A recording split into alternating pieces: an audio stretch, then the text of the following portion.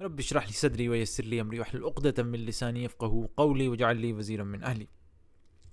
Whatever human beings and animals do, we always attribute them to that human being or to that animal. For example, if I were to ask you, who wrote a computer program, you would say programmer. Who designed this building, you would say the designer. Or who wrote this book, you would say the writer wrote it. Or if I asked you whom built this nest, you would say the bird built this nest, right? So we always attribute things that are created by the visible, what the visible eye can see, we attribute it to its actual creator. But when it comes to nature, what happens? We suddenly flip in our heads. I don't know what happens inside of us. And he says, when it says rain, what happens about when we say who made rain? You say just rain just comes down from clouds. See, you attribute it to the clouds, right? When we say who heats up the sun, you say the energy inside the sun, right? However, we do not trace the code of nature whenever it comes to things that happen in nature back to its original creator. And before I proceed ahead, let me show you three verses from the Quran. Although there are so many, I've just selected three to show you the mindset that the Quran gives versus a mindset a secular education would give you. So, for example, chapter 2, verse 21 would say, worship your Lord who created you and those before you. He is the one who has made the earth a place of settlement. Now, it doesn't say nature made earth. It just says Allah made the earth for you and the sky a canopy and sends down, and Allah sends down rain from the sky. It does not say the rain comes down, but Allah sends down, causing fruits to grow. Likewise, for example, chapter 67, verse 19 says, have they not seen the birds above them spreading and folding their wings? None holds them up except the most compassionate. It does not say that the birds fly due to the air pressure and the buoyancy and the air resistance. No, none holds them up except the most compassionate. Attributing the act of birds flying to the original creator. And then Surah Nahl, the last example, chapter number 16, which says, He sends down the angels.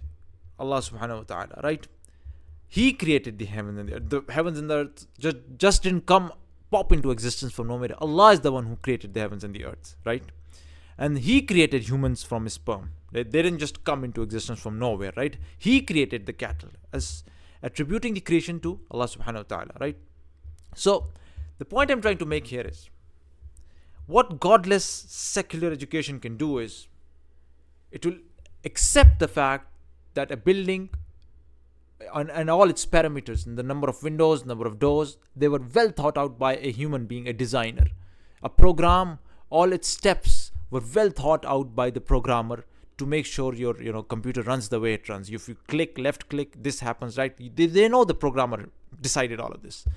But suddenly they flip. I don't know what happens inside their head.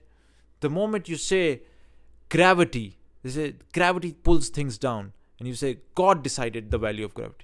Suddenly what happens? Like, where did gravity come from? It just came from nature. Why? Why can't you attribute it to God? Because all these things in nature, the value of gravity on Earth, the value of gravity on Mars, the value of gravity on Moon, who decided these values? Just like a programmer decides, just like a designer decides the number of windows, and who decided the value of gravity on Earth, on Moon, on Mars? Who decided the size of the sun, the moon, the distances of the sun and from the moon, and the distances of the sun to the earth, the distances from each of the planets? Who decided the speed of the earth and the rotational speeds of each planet? Who decided the boiling temperature of water, the boiling pressure of water, the different specific densities, specific gravities, all these parameters in nature?